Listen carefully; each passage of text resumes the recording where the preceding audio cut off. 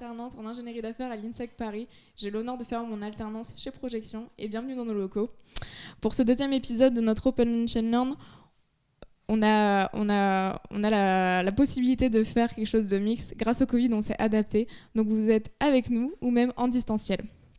Un Open Lunch and Learn, pour ceux qui ne le savent pas, c'est quoi ? C'est un moment de convivialité réalisé sur les temps du midi qui dure environ 1h30 où on a le plaisir de recevoir des entrepreneurs engagés et passionnants qui ont pu mettre leurs valeurs qui les animent au quotidien dans leur vie professionnelle. Notre premier Open Lunch and Learn, si vous ne l'avez pas vu, je vous invite à aller le regarder sur notre chaîne YouTube en replay sur la chaîne Projection. Il était avec Hubert Mode de La Vie est Belle et Sylvie Chenel. Il traitait de la coopération. L'objectif d'un Open Lunch and Learn, c'est quoi ? C'est de vous nourrir de regards croisés, de rétextes, et que vous puissiez vous aussi apprendre de ces différentes valeurs et pouvoir les mettre en œuvre dans votre vie professionnelle à vous également.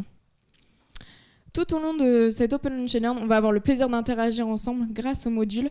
On va se permettre de vous poser quelques petites questions où vous pourriez voter, il va s'afficher là sur votre écran. Et vous aussi, n'hésitez pas, si vous avez la moindre question, on sera ravis d'y répondre ou vous pouvez les poser en chat.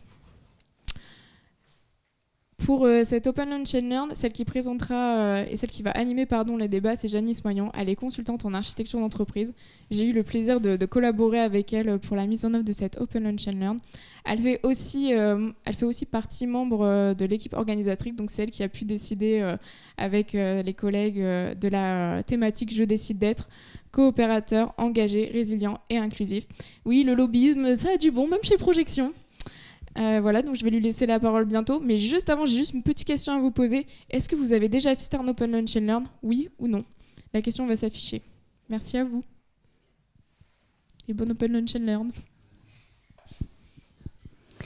Alors bonjour à tous et à tous. Je suis vraiment très contente d'être avec vous aujourd'hui pour vous présenter l'épisode numéro 2 de la saison 2021 de nos Open Lunch and Learn.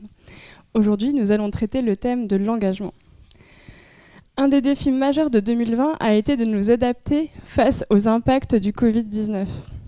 Souvent, en 2020, nous avons été plutôt en réaction. Mais si, en 2021, nous passons de la réaction à l'action ? Et si, en 2021, nous décidons de devenir engagés ? Tant dans notre vie personnelle que dans notre vie professionnelle.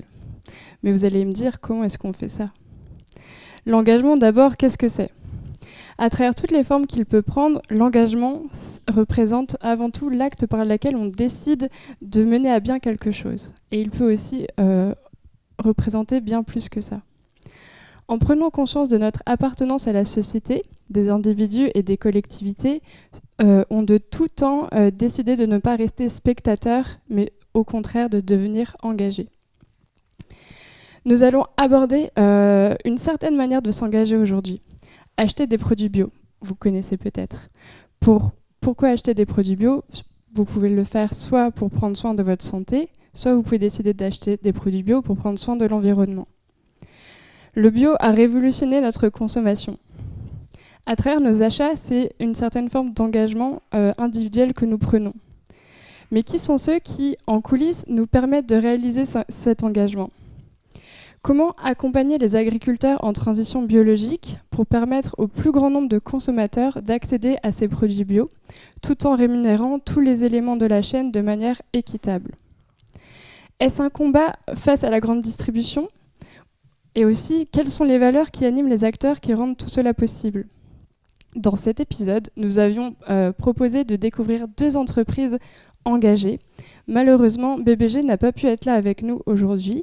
Cependant, pour répondre à toutes ces questions, nous avons tout de même Maxime Durand qui est là avec moi. Bonjour Maxime.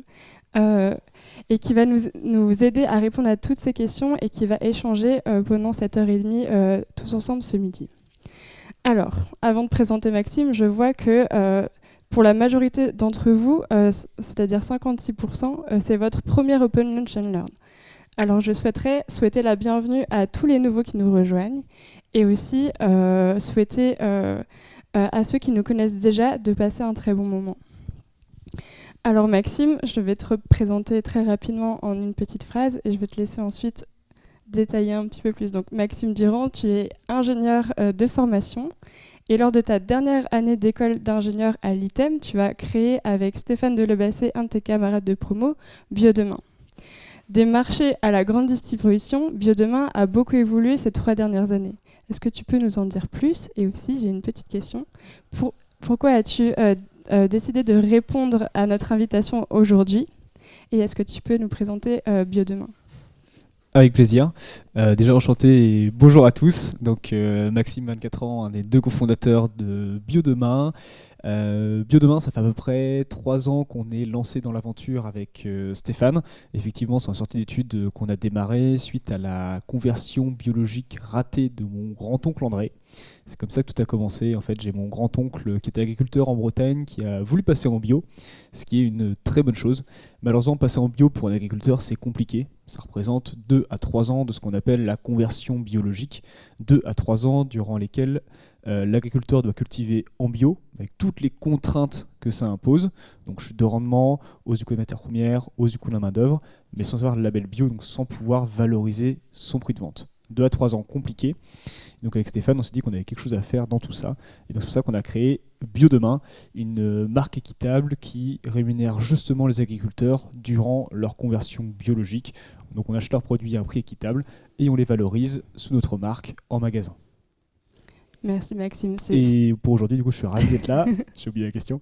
Pour un peu partager ce qu'on a pu vivre et espérer pouvoir apporter quelques éléments de réflexion à tout le monde. Alors je pense qu'on va avoir pas mal de questions à te poser. Donc je rappelle que vous pouvez poser des questions dans le chat et je pourrai les aborder au fur et à mesure de la discussion. Et d'ailleurs, avant de te poser des questions, je voudrais poser une première question à tous les participants derrière vos écrans. Pour vous, l'engagement, qu'est-ce que c'est? Je vous laisse répondre via le module et on y reviendra tout à l'heure. Alors Maxime, première question, toute simple, tu me diras si elle est simple à répondre, c'est pourquoi est-ce que tu as décidé de te lancer dans une aventure comme ça, dans une aventure engagée, un peu loin des filières plus classiques qu'on peut trouver après une école d'ingénieur? Et aussi, qu'est-ce qui a fait que tu as voulu t'engager? Est-ce que c'était un déclencheur soudain ou est-ce que c'était plutôt une prise de conscience progressive? Je pense qu'il y a 2 facteurs qui nous ont amenés à créer Biodemain avec Stéphane. Déjà, c'est une prise de conscience progressive, effectivement, par beaucoup de sensibilisation, notamment d'expériences personnelles dans des ONG à l'étranger, d'expériences ici en France dans différentes assos ou entreprises qui ont beaucoup de sens. Le visionnage du film Demain, que j'ai vu en avant-première quand on était encore étudiant à l'ITEM. Beaucoup de choses qui nous ont amenés à beaucoup réfléchir sur ce qu'on voulait faire plus tard. Et on s'est rapidement dit avec Stéphane qu'on voulait créer une entreprise qui pouvait avoir du sens, qui pouvait impacter positivement la société et l'environnement. Et ensuite, c'est vraiment la conversion ratée d'André qui m'a révélé le fait que oui, on avait quelque chose à faire, on avait un rôle dans tout ça, dans la conversion, qu'on pouvait changer l'agriculture française par ce biais-là. Donc en fait, on peut dire que c'est un mix entre les deux, tout un engagement personnel avant ça qui t'a amené à te poser des questions sur ensuite ton avenir professionnel. Alors du coup, j'ai une petite question par rapport à ça. Comment ton engagement sur le plan professionnel se traduit-il dans l'entreprise que tu as créée avec ton camarade? Avant ça, je vais faire une petite pause. Si on a déjà quelques réponses par rapport à la question que je vous ai posée. Donc pour vous, qu'est-ce que l'engagement? Alors on a une grosse majorité des personnes qui ont répondu que c'était quelque chose que vous essayez d'intégrer dans votre vie de tous les jours. Et on a aussi 37% pour qui c'est quelque chose qui anime au quotidien. Et encore 16% que tu pourras peut-être convaincre aujourd'hui qui souhaitent en découvrir plus. Voilà, je te laisse... Du coup, la question, c'était professionnellement comment est-ce que tu traduis ça en interne. Nous, on a fait beaucoup de choix assez forts dans la vie de l'entreprise. Déjà, dans notre modèle, tout ce qu'on fait, toute l'origine du projet est liée au fait d'accompagner les agriculteurs à passer au bio. Et donc, toute la partie commerciale, tous les produits qu'on commercialise, tout notre chiffre d'affaires, en fait, est basé sur le fait de bien rémunérer les producteurs en conversion. Donc déjà, je dirais que le cœur de l'entreprise, le cœur de notre business model est lié à l'engagement et est engagé. Et ça, c'est vraiment quelque chose qui était super important pour nous. À côté, on a aussi voulu prendre des engagements forts en interne. Donc nous, on est labellisé ESUS, donc Entreprise solidaire d'utilité sociale. C'est un label d'État qui peut ressembler un peu au label B Corp, qui est un peu plus connu. Nous, on a fait le choix du label ESUS parce que c'est des engagements qui sont très forts en termes d'égalité salariale. Aujourd'hui, je suis le moins bien rémunéré de la boîte parce que le plus jeune, parce que moins de responsabilités techniques sur certaines choses. Donc nous, on a des critères très précis sur l'expérience, l'ancienneté, la responsabilité technique qui permettent d'avoir une rémunération juste pour chacun. Aujourd'hui, c'est notre Respocom qui est la mieux rémunérée parce que la plus ancienne, parce que la plus âgée, belle expérience avant. Donc on a une égalité salariale très très forte. On a un partage des bénéfices entre toutes nos parties prenantes. Pour chaque euro de bénéfice qui est retiré de Biodemain pour les actionnaires, il y a 1 euro qui va aux agriculteurs, 1 euro qui va aux consommateurs. Donc on partage vraiment dans la globalité les bénéfices qui peuvent être retirés de l'entreprise. Et enfin, beaucoup d'engagements derrière sociaux, environnementaux, que ce soit au niveau des packaging, au niveau du local, etc. Ok, donc au moment de la création de l'entreprise, au moment où vous avez réfléchi à votre business d'affaires, vous avez aussi réfléchi à un fonctionnement un peu différent en interne. D'accord. Tout à fait. Et aussi sur la partie gouvernance, aujourd'hui, on a 230 citoyens qui sont présents au capital, ce qui veut dire qu'on essaye de vraiment intégrer un maximum de parties prenantes dans nos prises de décision. Donc aujourd'hui, les prises de décision sont faites par les actionnaires, par les fondateurs, mais aussi par les employés, les agriculteurs et des citoyens engagés qui sont présents avec nous. C'est-à-dire que n'importe quelle prise de décision sont prises à vraiment beaucoup de personnes. Tu peux nous donner un exemple peut-être ? En fait, il y a différents types de décisions. Toutes ne sont pas prises tous ensemble. Ce ne serait pas faisable, on ne pourrait pas avancer assez vite. Donc nous, on a différents comités pour chaque prise de décision. Par exemple, on réunit tous nos agriculteurs pour définir les prix d'achat et voir ensemble, quel prix vous convient les gars, comment on peut faire pour bien travailler ensemble, qu'est-ce qui vous convient comme rémunération. En interne, on a le board de salariés pour définir des problématiques opérationnelles. On a le board d'investisseurs pour la partie plus stratégique, plus long terme. Et en fait, on vient investir comme ça différentes parties prenantes sur des décisions qui les concernent pour pouvoir avancer tous ensemble vers la bonne direction. D'accord, c'est super intéressant. C'est pas un label que je connaissais. Je connaissais le label B Corp, donc je suis contente de voir la comparaison. Avant de passer à la suite des questions, je voudrais poser encore une fois une question à tous nos participants. Ma question est la suivante.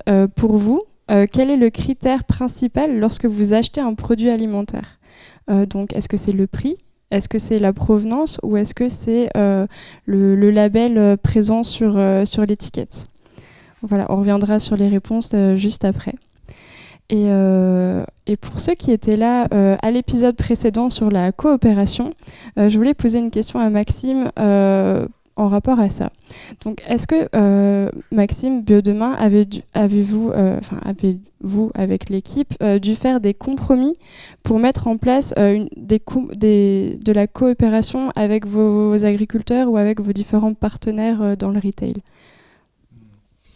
Forcément, au début, quand tu démarres, oui, on a fait beaucoup de concessions sur pas mal de choses, pas sur nos valeurs, mais par contre sur notre rentabilité.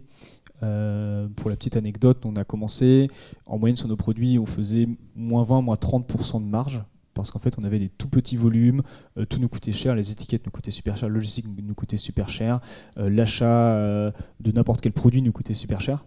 Et en fait, on a fait des concessions, notamment sur le prix, pour réussir en fait à arriver à avoir un prix correct en magasin pour le consommateur, avec une marge qui convienne au magasin, et de l'autre côté, un prix qui rémunère bien le producteur. Donc en fait, on a fait ce type de concession, c'était obligatoire, mais par contre pas sur notre engagement vers les producteurs. Ok, donc ça, c'était vraiment la limite à ne pas dépasser dans ce cas-là. C'est le cœur du projet, donc on ne pouvait pas passer par-dessus. D'accord.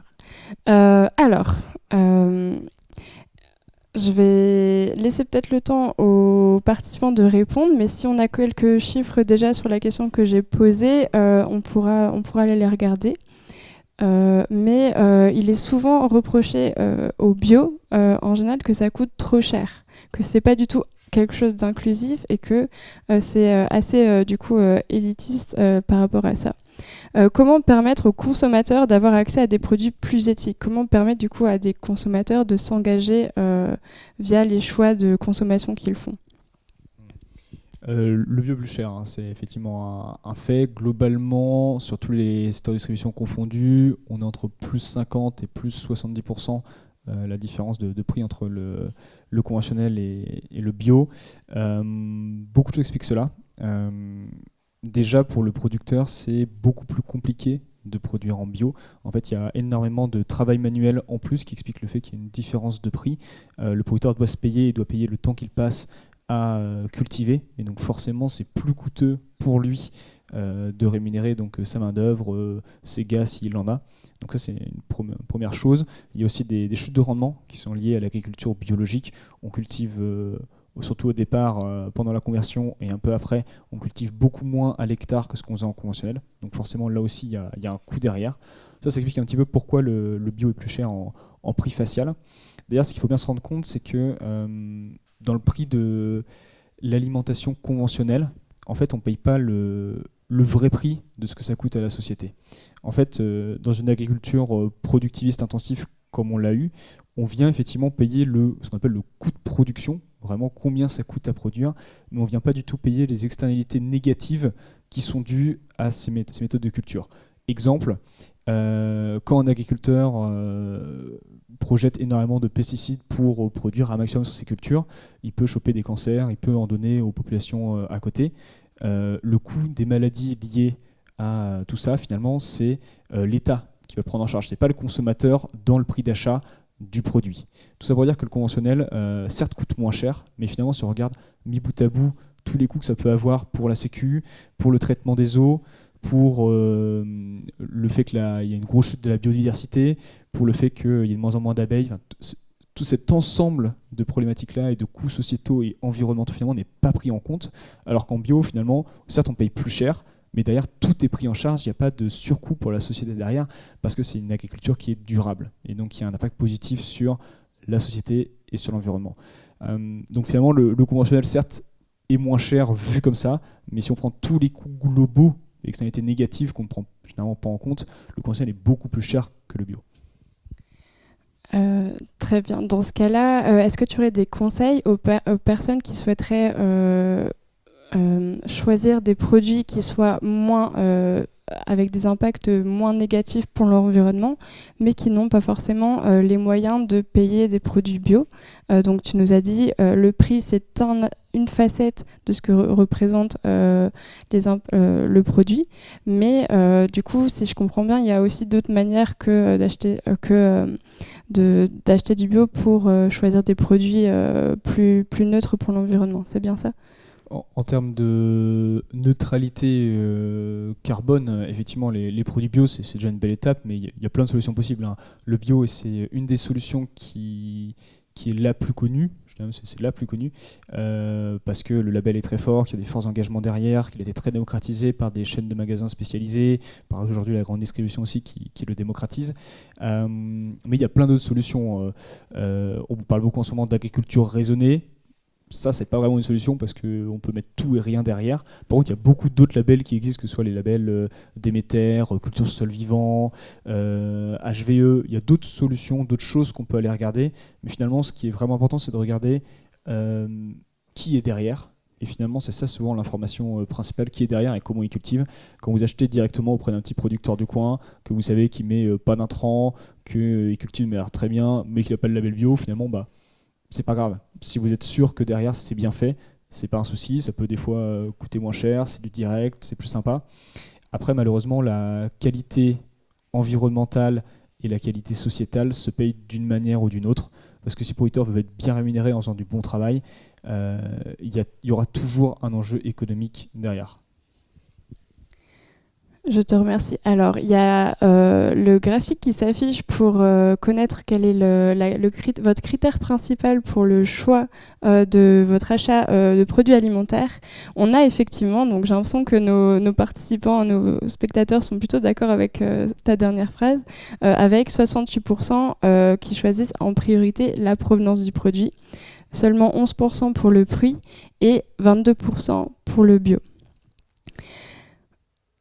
Dans ce cas-là, est-ce que tu peux, ce que propose Biodemain, c'est de remettre un peu plus de transparence sur tous ces éléments-là, en aidant du coup les agriculteurs à passer au bio. Et du coup, quels sont les bénéfices, s'ils ne sont pas juste au niveau du prix et juste au niveau de l'environnement, qu'il y a à choisir des produits comme les produits que propose Biodemain ? Du coup, effectivement, nous, on a un engagement sur les filières françaises, donc uniquement des producteurs français. On essaye au maximum de faire du local quand c'est possible. Juste pour distinguer parce qu'il y a beaucoup de choses qui s'entremêlent et c'est très compliqué pour le consommateur de faire des choix avertis. En termes d'impact carbone, c'est bien les méthodes de culture qui vont être les plus importantes. Donc pour avoir un produit qui écologiquement est bon, c'est plus par exemple le label bio qui va être important, les labels HVE, en tout cas les méthodes de culture. La provenance finalement impacte très peu l'impact carbone du produit. En moyenne, on considère que c'est entre 10 et 15% tout ce qui est tout l'aspect logistique qui va impacter l'impact carbone du produit, et c'est en moyenne 70% les méthodes de production. Donc finalement, des fois, il vaut mieux consommer des produits qui viennent de loin, mais qui ont été fabriqués de saison, avec des méthodes plus manuelles qu'en mécanique, que consommer des produits qui sont faits tout près, mais qui sont par contre dans des grandes fermes, avec des énormes machines à la chaîne, produits hors saison dans des serres. Finalement, d'un point de vue écologique, le local ne veut absolument pas dire bénéfique pour l'environnement. Par contre, le local veut dire bénéfique pour l'alimentation française, sur un point de vue sociétal d'autosuffisance alimentaire, sur un point de vue sociétal de rémunération des producteurs. Ça, le local a un gros impact positif. Donc, il faut bien savoir quel combat on veut mener quand on fait son achat. Donc après, quand on fait les deux, c'est tant mieux. Hein. Si c'est de saison, local, bio, c'est le combo qui est parfait. Mais après, il faut bien choisir son combat sur ça. D'accord. Alors je vois qu'on a une première question d'un participant, donc une question de Grégoire. Quel est l'état d'esprit des producteurs de votre réseau en ce moment, surtout après ces 1 an et demi de Covid? Ont-ils tiré leur épingle du jeu ou est-ce qu'au contraire c'était vraiment très difficile? Il y a eu beaucoup de phases différentes en 1 an et demi. Au tout début, sur le premier confinement, tous nos producteurs étaient très contents. Il y a eu un gros regain de popularité des agriculteurs auprès de la population. Les agriculteurs ont eu des périodes difficiles ces dernières années. Ils ont été très critiqués sur la méthode de culture, alors que pour eux c'est compliqué de changer, on l'a dit juste avant. Il y a eu beaucoup de critiques ces dernières années, et là avec le début du Covid, le premier confinement, il y a eu un gros regain de consommation locale, d'aller directement à la ferme, la popularité des agriculteurs est remontée, donc c'était très agréable pour eux, très satisfaisant. C'est bien retombé après, et notamment sur tout ce qui est bio, on assiste aujourd'hui à un arrêt de la croissance du marché bio, ce qui n'était pas arrivé depuis un paquet d'années. Donc aujourd'hui, le bio a du mal à faire autant de performances que ça faisait avant. Ça attire moins les consommateurs. Pourquoi on le sait pas encore. Même si on dit beaucoup que le Covid a accéléré le changement, finalement très peu. Il y a eu un énorme boom de la consommation bio sur le premier confinement et sur le deuxième, mais depuis, ça s'est quand même vraiment tari. Donc les producteurs aujourd'hui, on est plutôt sur on regarde ce qui se passe et on est très prudent. Donc là, en termes de conversion, il y en a aussi de moins en moins. Ça se ralentit parce qu'on se pose des questions sur l'avenir de la filière bio. Est-ce que ça va continuer à grandir? Est-ce qu'on arrive sur un tassement? Donc là, on est plutôt sur on y va tranquillement. D'accord. Et du coup, là, tu dis que l'avenir de la filière bio est un petit peu incertain, mais du coup, si on veut faire un petit tour des différents challenges que vous avez eu à faire face au début de votre aventure pour aider les agriculteurs en transition biologique, si tu devais en citer quelques-uns, ce seraient lesquels en particulier? Déjà, du coup, l'avenir de la filière bio n'est pas remis en question, juste on aura moins de croissance que ce qu'on imaginait. C'est plus la taille finale qui est à voir au fur et à mesure. En termes de challenge, on a eu beaucoup de choses différentes. Déjà, entrer dans la distribution, ça n'a pas été facile. On a eu énormément de challenges sur la partie financière. Comment faire en sorte, face à des industriels énormes, de réussir avec des petits volumes à être rentable, tout en payant bien mieux les producteurs. En moyenne, on paye 80% plus les producteurs que nos concurrents. Réussir à être rentable et à faire fonctionner notre modèle. Donc on a eu pas mal de gros enjeux comme ça. On a eu la chance de rencontrer aussi des personnes super qui nous ont beaucoup aidés. Vincent de BVG n'est pas là, mais c'est vrai qu'on a eu la chance de le rencontrer au début de l'aventure. Et c'est lui le premier partenaire qui nous a référencés en magasin. Donc on a la chance de pouvoir compter sur des personnes super un peu partout dans tous les corps de métier qui nous ont accompagnés. Mais voilà, forcément beaucoup d'enjeux, comme toute jeune entreprise, pour se lancer. Je comprends. Alors du coup, tu dis qu'un des principaux challenges, c'était de rentrer tout simplement dans les circuits de la grande distribution. Et d'ailleurs, on a une question de Olivier qui nous demande, est-ce que les approches bio, les produits bio, ne favoriseraient-elles pas justement, au contraire de la distribution, les circuits courts? Globalement, c'est l'esprit bio, oui, de favoriser des circuits qui sont plus courts.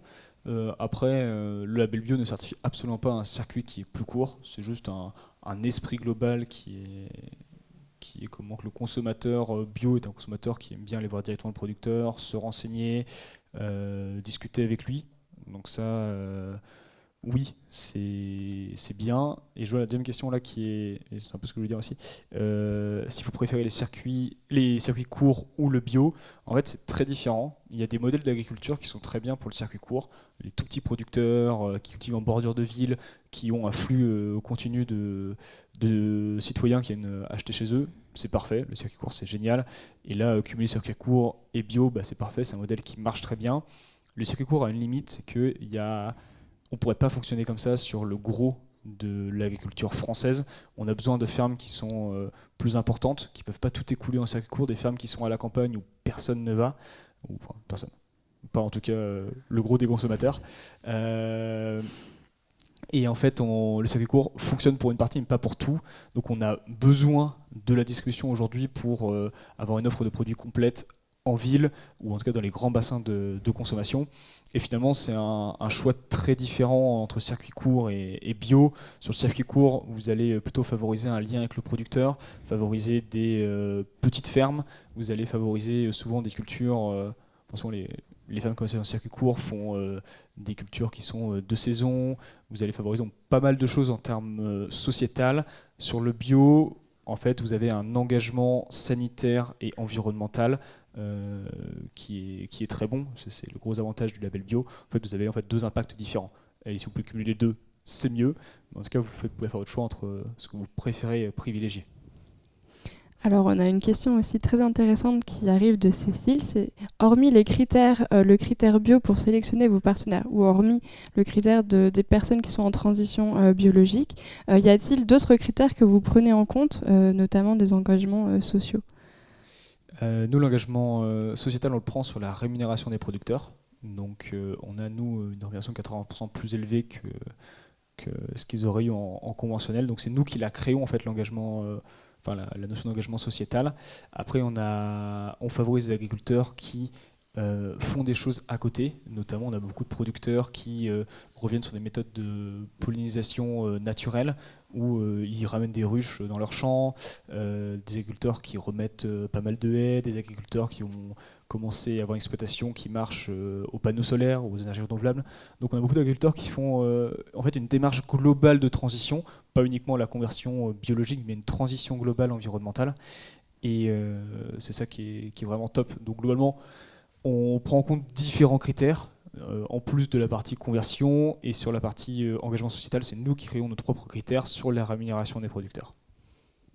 Et en termes de partenaires pour la distribution? Sur la partie distribution, nous on fonctionne avec deux grands réseaux. Le réseau bio spécialisé, dont fait partie notamment BBG, qui accueille la marque Bio Demain. Et on travaille avec la grande distribution depuis mars avec une deuxième marque qui vient d'arriver qui s'appelle Transition. Les deux marques rémunèrent pareil les producteurs, mais ont une image de marque différente pour s'adresser à deux publics différents, une gamme de produits différente pour s'adresser à un public plus spécialisé, plus expert en magasin bio, un public moins averti, plus novice sur la partie grande distribution. Alors du coup, je pense que tu as répondu en partie à la question de Paul qui s'affiche à l'écran. Donc, quels sont vos circuits de distribution? Et du coup, la deuxième partie de la question, c'est comment les amenez-vous à l'engagement avec vous? Qu'est-ce qui les convainc en fait de travailler avec Bio Demain et aussi du coup avec la nouvelle marque Transition? Bonne question, Paul. Du coup, sur le circuit de distribution, donc voilà, deux circuits bien séparés, avec deux marques bien séparées. Sur la partie engagement, déjà référencer Biodemain ou Transition, c'est un engagement et c'est une prise de risque de la part du distributeur. C'est pas toujours évident pour eux de référencer une marque qui est pas vraiment bio, un peu, mais c'est en cours. Et en fait, ça demande toute une notion d'adaptation pour eux, pour nous trouver un espace précis, pour communiquer sur nous, pour accepter la communication qu'on fait aussi en magasin. Donc, nous référencer, c'est déjà s'engager. Et à côté, il y a tout un aspect de négociation de prix, qui est plus ou moins rude suivant les circuits de distribution. Et à ce niveau-là, il y a très souvent de la part des enseignes un engagement sur ok les gars, c'est pas sur vous qu'on sera le gros de notre marge, on va vous laisser tranquille avec des marges qui sont ok pour que vous puissiez bien en vivre, que vous rémunériez bien les producteurs. Donc on a de la part des enseignes quand même un engagement, pas toutes, hein, mais très souvent sur la partie prix. Et alors, je suis très très curieuse de savoir quelles sont les grosses différences que tu as pu observer du coup avec tes deux marques sur un circuit de distribution plutôt bio et un circuit de distribution plutôt grande distribution plus classique. Alors, les deux sont pas vraiment comparables parce que le circuit bio est déjà beaucoup plus récent. Il est beaucoup plus petit, donc beaucoup moins optimisé, il a des charges beaucoup plus élevées par magasin, donc les marges qu'il doit prendre derrière sont généralement plus importantes aussi. À l'inverse, la grande distribution, elle est axée sur offrir le meilleur prix aux consommateurs, tandis que magasin bio, c'est plus le service et l'offre produit qui va les différencier.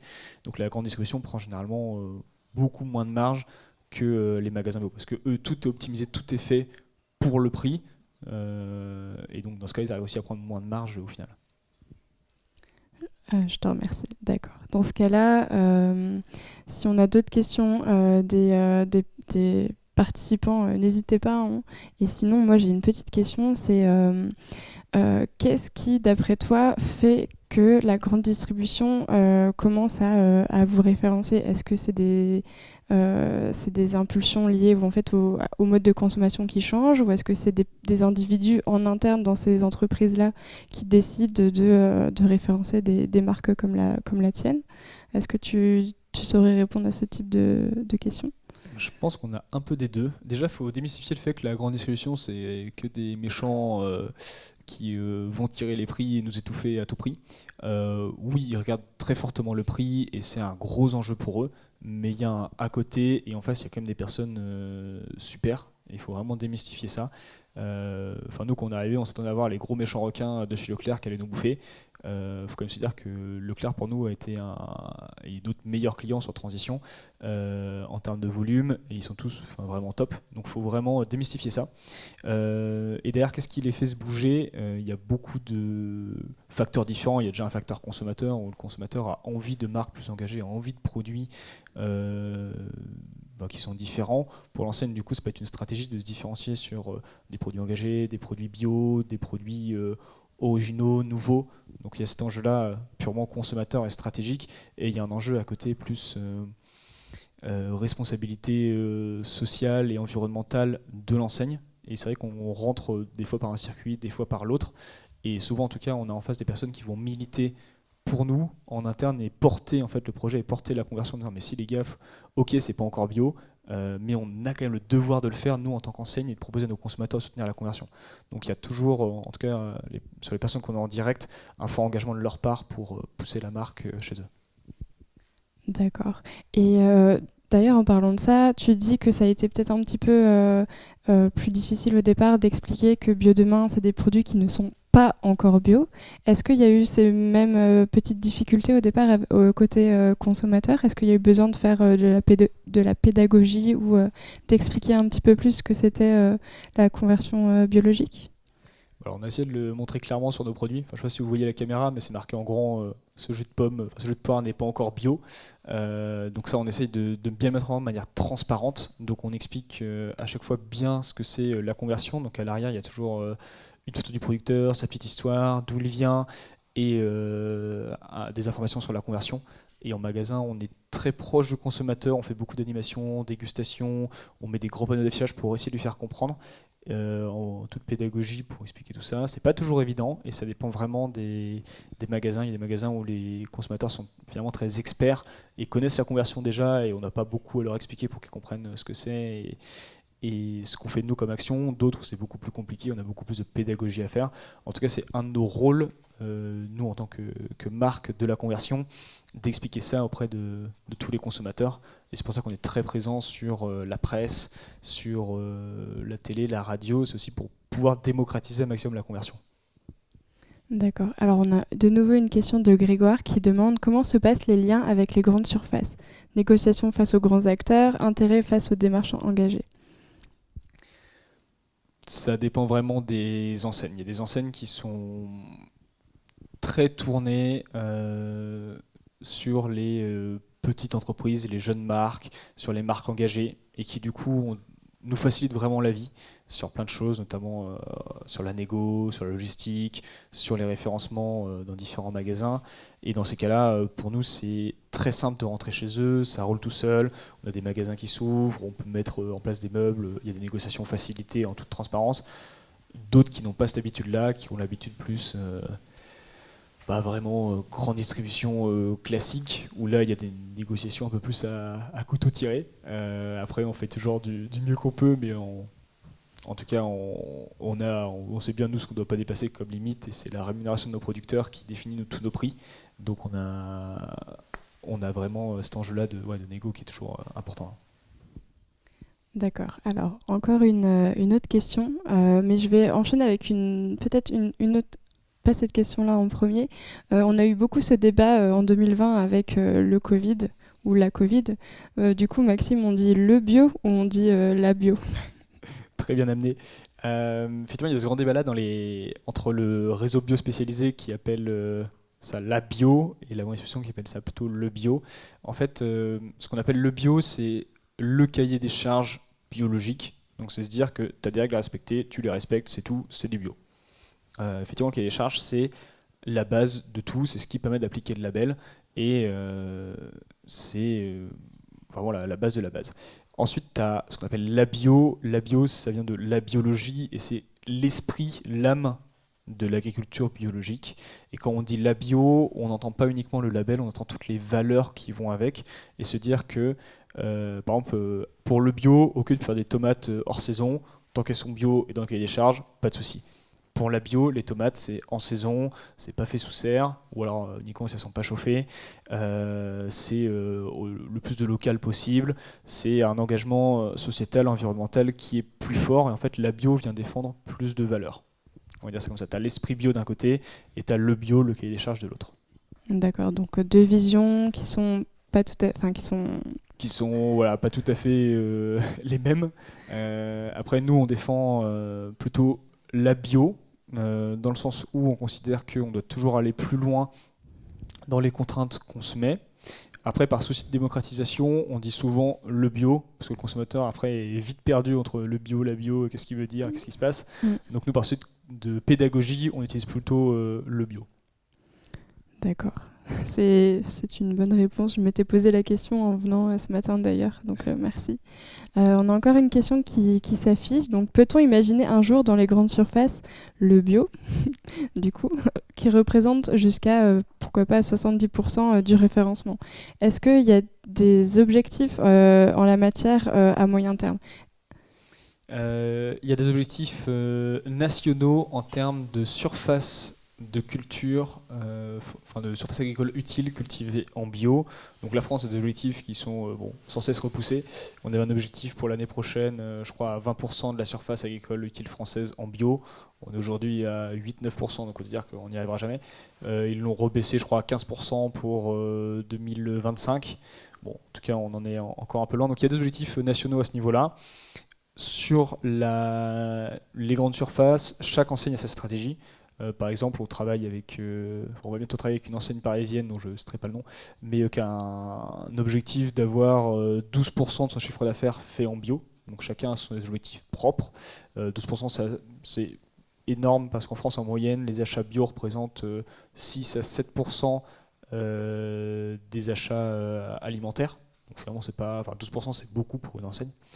Mais donc arriver à 70%, on en est très très loin. Parce qu'aujourd'hui, 6% en moyenne, il y a quand même un gros enjeu. Je pense qu'il va y avoir une transition progressive où le bio va prendre de plus en plus de place. Mais d'autres labels encore plus poussifs vont s'y arriver, que ce soit des labels comme Déméter, Biodynamie, et d'autres qui vont arriver, j'imagine, sur la permaculture ou sur l'agroécologie. Donc je pense qu'il y aura une transition progressive, et je pense qu'à terme, oui, on arrivera à 70%, mais pas de bio, 70% de produits, on va dire, engagés. Dedans, pour mettre le bio, mais d'autres labels aussi derrière. D'ailleurs, en parlant de labels, il y en a beaucoup. Il y en a beaucoup qui sont différents, avec des différences pas toujours très, très, très claires. Est-ce que tu aurais une petite astuce où tu pourrais nous expliquer rapidement où se situe, donc du coup, répéter, où se situe Biodemain par rapport à ces labels et les agriculteurs que vous accompagnez, vers quel label se dirigent-ils? Effectivement, il y a une multitude de labels, certains qui valent quelque chose, d'autres qui valent absolument rien. En fait, un label, c'est un logo qu'on vient imposer sur un produit qui certifie qu'il y a un organisme tiers qui a bien voulu apposer ce logo. Mais derrière l'organisme tiers peut être tout le monde et n'importe qui. Exemple, il y a des distributeurs qui commencent à sortir des labels internes sur tous leurs produits, type pêche durable, agriculture durable, qui veulent mais absolument rien dire, et derrière c'est on respecte 2 critères sur 50 des critères durables classiques. Donc finalement le label, c'est extrêmement compliqué de s'y retrouver. Il y a quelques labels très connus et qui sont très connus d'ailleurs parce qu'ils sont bons, notamment le label bio, on a déjà parlé, Déméter, Biodynamie, ça c'est des labels plutôt orientés culture, méthode de culture. Donc aller vers des méthodes de culture plus durables. De l'autre côté, on a des labels qui sont plus liés à la rémunération producteur. On connaît les labels Fairtrade, Max Havelaar, etc. Donc il y a un peu ces deux grands types de labels, rémunération d'un côté et méthode de culture de l'autre. Il y a de plus en plus de labels entre deux qui arrivent, notamment par exemple Biopartenaire, qui est le plus connu, je pense, dans l'entre-deux. Donc il y a quand même une multitude de labels, mais ce qui est important, c'est de repérer qui est derrière, et c'est plus ça qui va être important. Mais finalement, il y en a 2-3 à connaître vraiment. C'est plutôt le bio, clairement, label rouge, et c'est savoir ce qu'il y a derrière. Sur la partie label équitable, c'est plutôt les Fairtrade, Max Havelaar qui sont les plus connus. Rainforest, aussi connu, mais beaucoup moins exigeant. Et en fait, je pense qu'il est important, c'est de regarder très rapidement, il y a une multitude de sites là-dessus, hein, mais regardez, il y a quelques critères sur chaque label, et comme ça on peut vite se repérer. Mais ce qui est important pour moi, c'est réussir à aller défendre en achetant ce qui nous importe. Donc soit on parle écologie, soit on parle rémunération producteur, soit on peut aller sur les deux. Il y a une différence de coût à chaque fois. Mais les labels, en tout cas, peuvent être assez clairs à ce niveau-là quand on connaît les bons. D'accord, c'est un bon conseil, je trouve, assez simple à suivre. Alors, on a une question de Yves Alexandre qui demande quelles sont vos perspectives sur le marché de la conversion bio dans le cas où il y a un effet de plateau qui va pas tarder en termes de part de marché. Là, on va avoir un effet de plateau on va dire, temporaire. À chaque crise financière, il y en a une qui est très sûrement arrivée, ou en tout cas tout le monde s'y prépare en termes de consommation. Il y a toujours eu un plateau sur le bio, ou en tout cas de manière générale sur tous les labels un peu plus on va dire chers. Donc oui, nous en termes de conversion, forcément là ça va un peu plus stagner que ce qu'il y a pu avoir ces dernières années. Par contre, très clairement, à chaque reprise de crise, ça repart à fond et il y a toujours des grosses pénuries de bio, et à chaque reprise on importe énormément des pays étrangers. Donc nous, l'enjeu là, de cette période-là, qui va être un peu différente pour nous que ce qu'on a vécu ces dernières années, ça va être de réussir à bien préparer cette après-crise qui va arriver dans 1 an, 2 ans, 3 ans peut-être, et de réussir à convertir un maximum de producteurs tout en leur assurant des débouchés bio pendant cette période un peu compliquée, et ensuite on pourra derrière éviter cette sur-importation qu'on a à chaque fin de crise. D'accord. Alors on a encore une autre question. Donc si on se compare à d'autres pays, sommes-nous bons élèves? Y a-t-il un top et un classement des pays par rapport au bio? On n'est pas mauvais, on n'est pas bon non plus. Il y a des pays qui sont extrêmement en avance, notamment l'Autriche. Alors j'ai un petit doute, l'Autriche, alors combien ils sont, mais il doit presque être un tiers de l'agriculture qui est en bio. Eux par contre sont très bons, tous les pays du Nord sont surprises, hein, sont bien meilleurs que nous. On est meilleurs que les pays du Sud, en fait. Plus on descend vers le Sud, moins il y a de bio. globalement, hein, je tire à gros traits. Après, il y a des pays qui commencent à être extrêmement bons de l'autre côté du monde, notamment en Amérique du Sud, qui font des très gros efforts là-dessus et qui ont des surfaces bio qui sont énormes. En moyenne dans le monde, je crois qu'on est à 2,2%, quelque chose comme ça. Je ne sais pas le dernier chiffre à jour, mais de surface agricole utile cultivée en bio. Finalement, si on se compare à ça, oui, nous on est presque à 10, on n'est pas mauvais. Si on se compare à nos voisins européens les plus engagés, on n'est pas très bon. Voilà, c'est bon à qui on se compare. Donc il y a encore du boulot, c'est sûr. Et je pense que se comparer, c'est bien, mais il y a surtout savoir où on veut aller. Et je pense que pour un pays comme la France, on a quand même un devoir d'être un excellent élève parce qu'on a tout ce qu'il faut pour le devenir. Et je pense qu'en termes écologiques, on peut aller beaucoup plus loin. Et le bio n'est pas le seul point sur lequel on peut s'améliorer, mais ça en est un. Alors on sent des convictions assez fortes qui transparaissent de par tes réponses. Du coup, je voudrais refaire un petit retour en arrière et reparcourir ce qui t'a mené jusqu'ici. Je voulais savoir si tu avais des anecdotes à partager par rapport à ton parcours et à ton engagement avec Bio-Demain. Nous du coup on a commencé, on était encore étudiant avec Stéphane, donc on était en dernière année de l'ITEM, c'est une école qui est à Villeneuve-d'Ascq, pas très loin d'ici. On a commencé du coup, on avait 21 et 22 ans et on a mis 6 mois à trouver le premier agriculteur qui ait bien voulu être accompagné par nous, parce que chaque fois c'était les gamins, on n'a pas que ça à faire, venez pas nous embêter quoi, on travaille ici. Et on a eu énormément de mal à trouver nos premiers producteurs partenaires. Ensuite, ça allait très vite, parce on a mis 6 mois à trouver le premier. 2 mois après, on en avait 4. 1 an après, on en avait une trentaine. Et là, aujourd'hui, on est à peu près à 100, 110 agriculteurs accompagnés. Donc ça va de plus en plus vite et le bouche-oreille maintenant fonctionne très bien. Mais on a eu ce temps de démarrage qui était très compliqué. Et en fait, on voulait trouver notre premiers agriculteurs partenaires pour pouvoir démarrer sur les marchés. Et c'est de là qu'on est parti. Donc en fait on avait toute la semaine cours et samedi, dimanche matin on se levait à 5h avec Stéphane pour aller sur le marché. Donc là si on remonte 2 ans en arrière, après-demain j'allais sur le marché pour aller expliquer ce que c'était la conversion, expliquer tout ce qu'il y a derrière en termes d'engagement producteur. Et donc on a vraiment commencé comme ça un peu en mode bricolage, en stockant les légumes dans le garage de Stéphane, en piquant la camionnette de son oncle qui était à côté pour réussir à transporter tout ça. Donc c'était vraiment un peu bricolage au début, mais aujourd'hui on a pu bien avancer, c'est comme ça qu'on a démarré. Et maintenant il n'y a plus une seule marque mais 2, donc c'est un beau chemin quand même. Ça bouge. Alors on a encore une question de Soline qui demande s'il y a plus de production de bio en France, sera-t-il consommé en France, alors plus dans le sens plus grand nombre, sera-t-il consommé en France ou bien exporté? Quid des équivalents bio étrangers? Il y aura des deux parce que la France elle exporte beaucoup de produits alimentaires, que ce soit le vin, le fromage, le blé. On est, je crois, le premier exportateur européen de denrées alimentaires parce qu'on a une agriculture qui est très forte en France. Donc oui, il y aura l'exportation de produits bio, mais tant mieux. Ça veut dire qu'ici, on aura moins de problèmes environnementaux chez nous.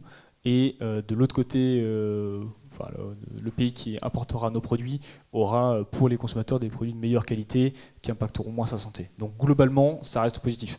Même si consommer local ou au moins national, c'est quand même le mieux. Et les équivalents bio étrangers, dans tous les cas, oui, il y aura aussi l'exportation parce que les bananes, les avocats, personne n'a envie d'arrêter d'en manger. Donc forcément, il y aura des importations.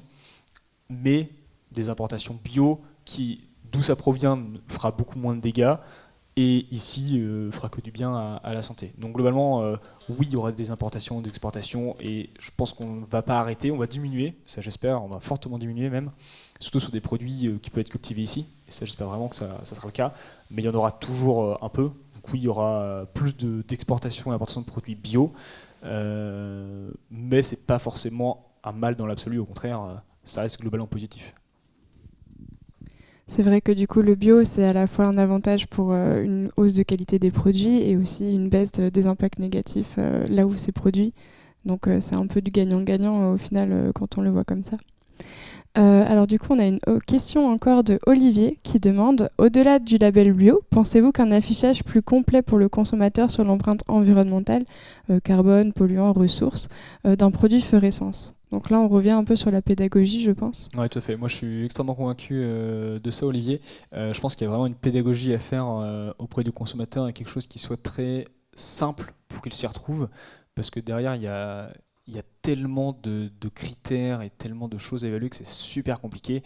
Là, tu en cites 3, l'impact carbone qui est un peu un des éléments principaux, tout ce qui est polluant, eau, mais d'ailleurs on peut trouver la biodiversité, on peut trouver le respect de certaines normes environnementales. Il y a vraiment beaucoup de choses. Finalement, c'est très dur d'avoir, pour avoir un peu étudié la question, avoir un éco-score. Enfin, il y en a qui se créent, et il y en a qui sont plus ou moins bons, mais l'éco-score est extrêmement dur à créer. Notamment, il y a une boîte à Lille qui fait ça, Carbone. Je ne sais pas si vous connaissez, on a un copain qui est là-bas. Carbone, ils veulent être le Yuka de l'impact carbone, là où Yuka fait un peu le côté Nutri-Score. Carbone veut faire le côté éco-score, mais c'est extrêmement compliqué en termes de quantité de calcul qu'il y a derrière. Et comme le Nutri-Score, et je pense qu'il y a eu un gros débat récemment, vous l'avez sûrement vu, Nutri-Score sur le fait que je crois que c'est le camembert ou le bleu d'Auvergne qui se retrouve avec une note E, alors que c'est un fromage traditionnel qui est finalement très bon pour la santé s'il consomme en petite quantité. L'éco-score, on pourrait avoir aussi des aberrations un peu comme ça. Où finalement on n'arrive pas du tout à bien représenter. Donc aujourd'hui c'est pas abouti et malheureusement du coup ce serait assez malsain de l'afficher parce que ça représenterait pas vraiment l'engagement du produit derrière, mais j'espère qu'à terme on aura accès à un affichage plus complet. Et il y a déjà des entreprises, des distributeurs qui le mettent en place, notamment on a un partenaire qui s'appelle La Fourche qui distribue en e-commerce des produits principalement bio, et eux ont commencé à mettre des éco-scores comme ça, en précisant bien que c'était limité, qu'ils ne pouvaient évaluer qu'une partie des critères. Et donc c'est vraiment la transparence finalement qui est importante derrière. C'est vrai qu'avec toutes les informations qui sont disponibles ou toutes les informations qui ne sont pas forcément affichées, c'est assez compliqué de s'y retrouver et de faire les bons choix, en tout cas selon ses critères personnels. Alors du coup, on a une question de Océane qui demande tout simplement l'avenir du bio est-il certain? Très bonne question. Moi, je ne suis pas devin, hein, je ne saurais pas te répondre oui de manière certaine. Par contre, je suis convaincu que l'avenir de l'agriculture durable, il est certain, parce qu'on arrive au bout du modèle, et ça, on le sait depuis des années, on a tout créé depuis l'après-guerre sur un modèle productiviste, sur un seul but qui était nourrir les populations qui grandissaient. Aujourd'hui, on n'a plus tous les mêmes enjeux. Aujourd'hui, on est tous bien nourris globalement, et surtout en France. Si on prend dans d'autres pays, c'est pas le cas, hein. On va pas rentrer dans le débat, mais en France, clairement, on n'a plus du tout le souci de la nutrition. On produit même trop de nourriture finalement. C'est plus du tout les mêmes enjeux. Aujourd'hui, on arrive face à un enjeu qui est écologique. Comment est-ce qu'on peut continuer à nourrir la population tout en faisant en sorte que ça la nourrisse bien et en faisant en sorte que ça ne pose pas de soucis sur les sols, sur la biodiversité, sur l'eau. Et en fait, c'est un enjeu qui est totalement différent. Et le modèle d'agriculture qu'on est en train d'inventer, auquel on n'a pas encore répondu, je pense que le bio, c'est un de ces modèles. Les nouveaux modèles, en tout cas, doivent répondre à ces critères-là. Donc l'avenir bio, est-ce que c'est le modèle qui, dans le futur, sera omniprésent? Sincèrement, je ne sais pas. Je pense que c'est un excellent modèle de transition. Dans 20 ans, il sera toujours présent. Est-ce que dans 100 ans, ce sera le modèle qu'on aura partout? Moi, j'ai plutôt tendance à dire qu'on peut aller encore plus loin et qu'on peut faire toujours mieux. Et donc, nous, on aide aujourd'hui à la conversion parce que c'est ce qui va permettre au gros des agriculteurs de cultiver de manière durable. Mais un jour, clairement, on ira plus loin. Et j'espère bien que d'ici 20 ans, Bio demain, la marque sera morte et qu'on aura permaculture demain ou agroécologie demain et qu'on pourra les accompagner encore plus loin. Donc le bio, j'espère que c'est un beau modèle de transition. Est-ce qu'il va mourir un jour? J'espère aussi, parce qu'on sera allé encore plus loin. Donc l'avenir de bio est-il certain? Pendant un bout de temps, oui. Après, on verra. Pour la transition, du coup. Alors tout à l'heure, tu expliquais que Bio Demain était organisé de manière un petit peu différente des autres entreprises. Alors du coup, on a une question de Cécile qui demande concrètement, du coup, comment est-ce que vous faites pour prendre vos décisions collectivement? Et comment est-ce que vous faites pour gérer tout ce qui est divergence? Toutes les décisions ne sont pas prises collectivement. En fait, ce que je disais au début, on a plusieurs comités, où on va avoir différentes décisions qui vont être soumises.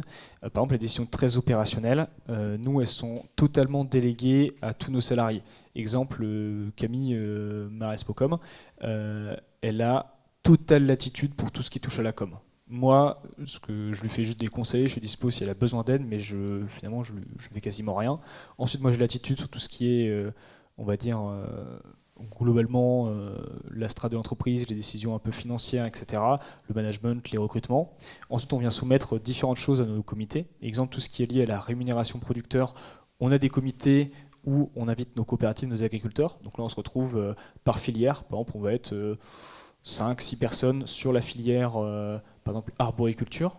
On va discuter sur les prix de cette année de la pomme, de la poire, comment on peut bien vous rémunérer, qu'est-ce qui est votre coût cette année pour bien en vivre. Donc ça, sur la partie agricole, voilà comment on investit nos producteurs. Sur la partie citoyenne, donc on a nous 230 personnes au capital, notamment beaucoup de consommateurs et citoyens. On va les solliciter eux sur des décisions plus axées finalement consommateurs. À votre avis, notre prix de vente, bien, pas bien, le nouveau packaging, qu'est-ce que vous pensez si on met en avant ici un grand drapeau français? Est-ce que c'est bien, pas bien? Le nouveau produit que vous souhaitez, c'est quoi? Et enfin, on a toute la partie donc, investisseurs. Et là, on va plus discuter de la partie business plan, projection financière, etc. Et on va valider les stratégies très long terme qu'on peut avoir avec Stéphane. Et donc, en fait, chaque partie prenante a accès à une partie des décisions, mais pas à tout. Parce qu'on ne peut pas mobiliser 200 et quelques personnes pour savoir si ce post-là, Facebook, il est bien, il n'est pas bien. C'est pas du tout viable. Ce qui est important, c'est de valider par partie prenante les enjeux qui concernent la partie prenante. Et donc nous, c'est vraiment la philosophie qu'on a. Je ne vais pas faire valider à un consommateur le prix d'achat du producteur. Il n'y connaît rien, il n'a aucune valeur ajoutée sur le sujet. Et à l'inverse, le producteur, c'est pas lui qui achètera mes produits, bon, peut-être et j'espère, mais il ne sera pas mon client principal. Et donc c'est pas lui que je demanderai quel produit tu veux pour la suite, pour nos prochaines sorties. Et donc c'est vraiment ça qui est important, c'est de différencier la partie prenante avec les décisions qui lui correspondent et l'objectif que nous on en a derrière. Et du coup, pour ce type de fonctionnement, vous n'avez pas eu trop de difficultés avec les confinements et les contraintes sanitaires? Ça a pu fonctionner comme avant ou comme... Ça a moins bien fonctionné, notamment sur la partie citoyenne. On a du mal à mobiliser. On a fait un comité il y a quelques jours. On a eu beaucoup moins de monde que ce qu'on a pu faire précédemment. La communication, elle est beaucoup plus compliquée par la partie réseaux sociaux. Personne n'a envie de passer 1h30 en visio pour discuter de nouveaux produits. Par contre, tu fais une petite soirée où tu invites, tu fais déguster les jus. Là, il y a beaucoup plus de monde, ça attire plus. Donc oui, on a eu plus de mal. Après, ça ne veut pas dire forcément que la qualité des décisions a baissé, parce qu'on peut se réunir en plus petit comité. C'est des discussions qui sont très différentes. On a moins d'avis différents. Mais par contre, on a des avis plus qualitatifs. Donc c'est très différent, on s'est adapté et je pense qu'on est moins collaboratif qu'avant en termes de nombre de personnes, mais ça nous permet d'être plus qualitatif sur chaque personne, avoir des avis plus précis, plus pointus et plus développés. D'accord. Alors on a encore une question un peu en lien avec ce que tu viens de dire, donc de Yves Alexandre qui nous dit au-delà de la pédagogie autour de la transition, communication, présence en magasin, comment créer les conditions de la coopération avec les consommateurs? Avez-vous de l'aide de vos distributeurs en ce sens? Relais de communication, transparence des coûts, prix et affichage en rayon. Ça va vraiment dépendre, Yves Alexandre, des distributeurs. On en a qui jouent le jeu à fond.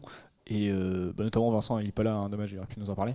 Mais Vincent, à chaque fois, il nous fait de la com sur tout son Instagram, son Facebook, de tous ses magasins. Dès qu'on a quelque chose de nouveau qui arrive, là par exemple, on vient de lancer le vrac à l'instant avec lui. Donc on a à BBG Market, là à côté d'ici, 5 références en vrac qui sont nos premiers modèles en vrac. Et là, il y a toute une communication qui est faite en magasin avec des grands panneaux d'affichage, avec des stickers sur les silos, communication Facebook qui arrive, etc. Donc on a des engagements de la part de certains distributeurs qui sont à fond. D'autres, c'est vraiment, bon les gars, on vous référence, c'est cool, hop, démerdez-vous. Et là, bon, à nous de faire des animations, d'aller au magasin faire déguster, à nous de mettre en place des beaux meubles produits, des totems, des flyers, etc. pour expliquer toute la démarche. Donc ça dépend vraiment, vraiment des distributeurs. Et par contre, au niveau de transparence des coûts et des prix, c'est pas la distribution de faire ça. Enfin, globalement, ils aiment pas trop. Donc nous, on a essayé, on voulait le faire, d'être très transparent sur à combien on achetait, quelle marge prenaient les distributeurs, combien on prenait nous. On voulait vraiment être super transparent. Le fait est que c'est très compliqué parce que chaque distributeur prend une marge différente, veut pouvoir faire des promos sans que le consommateur sache si c'est nous qui perdons 10% sur la promo ou si c'est le distributeur qui fait un effort de 10%. Enfin, il y a plein de choses qui font que les distributeurs sont vraiment pas chauds sur la transparence des coûts. À part certains, notamment dans le Nord, on a Auterrain, je pense que beaucoup sont du Nord. On a notamment Auterrain qui est très bon sur la transparence des coûts, et c'est génial que certains s'engagent. Voilà, chacun a sa politique là-dessus, mais nous, comme on est multi-enseignes, assez compliqué d'être transparent là-dessus. En tout cas, nos enseignes ne sont pas forcément preneuses. Alors, il y a une grande question de Corentin qui dit, il te dit salut déjà. C'est quoi l'étendue de votre champ d'action engagement auprès des producteurs aujourd'hui? Au-delà de l'aspect financier, est-ce que vous les accompagnez sur de la formation, sur de la mise en relation entre eux pour qu'ils partagent leur vécu de façon communautaire ou sur d'autres aspects Alors, on en parle beaucoup moins parce qu'il y a pas mal de choses qui se font. On a tout un accompagnement producteur. En fait, quand on est arrivé sur la partie comment accompagner les agriculteurs à passer au bio, il y avait déjà pas mal d'acteurs différents qui faisaient des choses très différentes. On a toutes les chambres d'agriculture, les coopératives, tout ce qui est les interprofessionnels de la bio, qui accompagnent d'un point de vue technique, d'un point de vue légal, les producteurs dans leur transition, mais personne ne s'occupait de l'aspect financier. Donc nous, c'est vraiment spécialisé sur offrir le meilleur prix au producteur pendant sa conversion. Et l'argent, nous, on considère que c'est un peu le nerf de la guerre pour le producteur. Et après, on a commencé à développer tout un programme d'accompagnement sur plein de sujets pour continuer à l'aider dans sa transition vers un modèle plus durable. Et je ne parle pas que le bio. Par exemple, là, on a récemment sorti des offres sur les panneaux solaires. On fait avec eux des commandes groupées pour réduire l'impact carbone de leurs commandes et réduire aussi leur prix d'achat, notamment sur des bouteilles pour certains. On vient aussi les aider sur effectivement des mises en relation entre eux. Par exemple, là, tiens, machin, il a mis en place plein de ruches dans son verger, ça marche trop bien, va le voir un coup, ça peut être cool pour que tu fasses la même chose. Donc on essaie de faire un maximum toute cette partie-là, mais comme c'est pas notre métier de base, et aussi on n'a pas forcément énormément de temps pour ça, et c'est absolument gratuit pour le producteur, c'est vrai que c'est pas notre cheval de bataille est là où on est le meilleur pour le producteur. On est avant tout les meilleurs sur l'aspect financier. À côté, on met des petits trucs en place et je pense qu'on va s'améliorer là-dessus. Mais c'est pas à date sur quoi on est le meilleur. Même si j'espère qu'on va le devenir. Alors, on va arriver tout doucement à la fin de notre séance. J'ai eu peut-être une dernière question à te poser un peu plus personnelle. Donc, je rappelle le thème d'aujourd'hui, c'est comment est-ce qu'on peut devenir plus engagé à la fois dans notre vie personnelle et aussi professionnelle. Du coup, je me demandais si tu avais peut-être des conseils à donner à nos participants qui souhaiteraient à leur niveau devenir davantage engagés, justement, que ce soit professionnellement ou personnellement. Je pense que tout commence d'un point de vue un peu plus personnel. C'est quand même le plus simple de se bouger soi-même que au niveau pro, commencer à bouger tout le monde. D'un point de vue personnel, ça dépend vraiment d'où vous en êtes. Mais déjà, ce qui est super important, c'est de s'informer, ce que vous faites aujourd'hui. Et c'est comme ça qu'on peut vraiment savoir si ce qu'on fait est bien ou pas bien. Donc s'informer, c'est la première grande étape pour commencer à s'engager. Ensuite, il y a des petits pas très simples.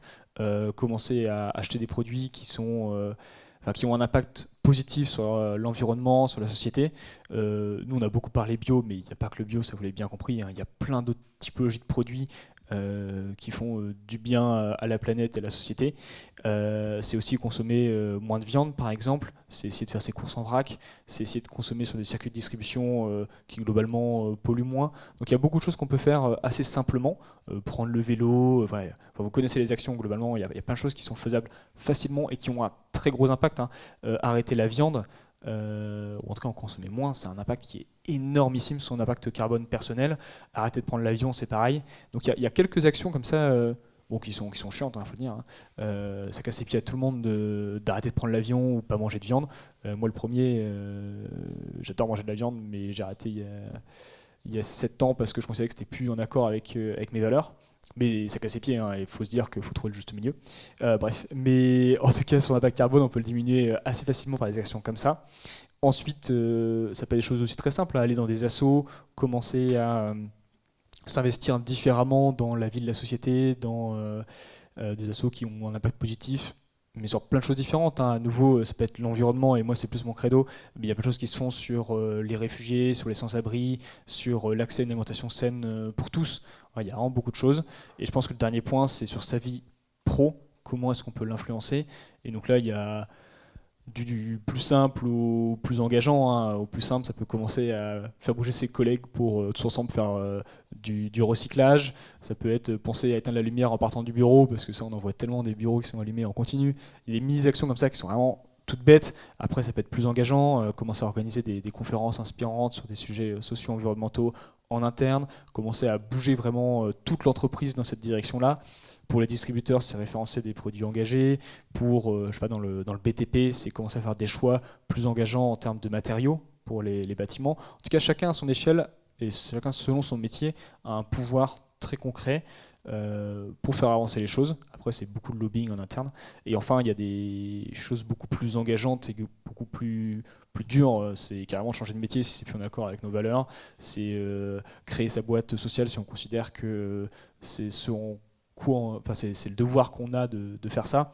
Voilà, il y a beaucoup de choses du plus simple au plus engageant au niveau pro comme au niveau perso. Et je pense que c'est petit pas par petit pas qu'on y va. Faut pas d'un coup se dire j'arrête tout parce que c'est comme un régime, ça marche pas. Faut plutôt y aller petit pas par petit pas.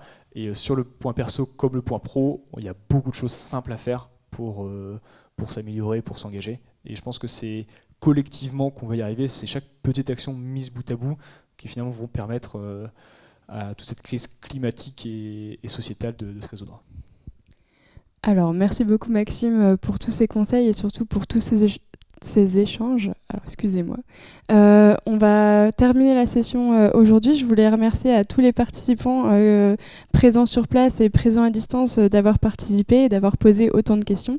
Je voulais te remercier Maxime d'être venu et d'avoir accepté de répondre à notre invitation et d'avoir partagé tout ça avec nous aujourd'hui. Avec plaisir. Et puis j'espère retrouver beaucoup d'entre vous au prochain épisode des Open Lunch and Learn Projections.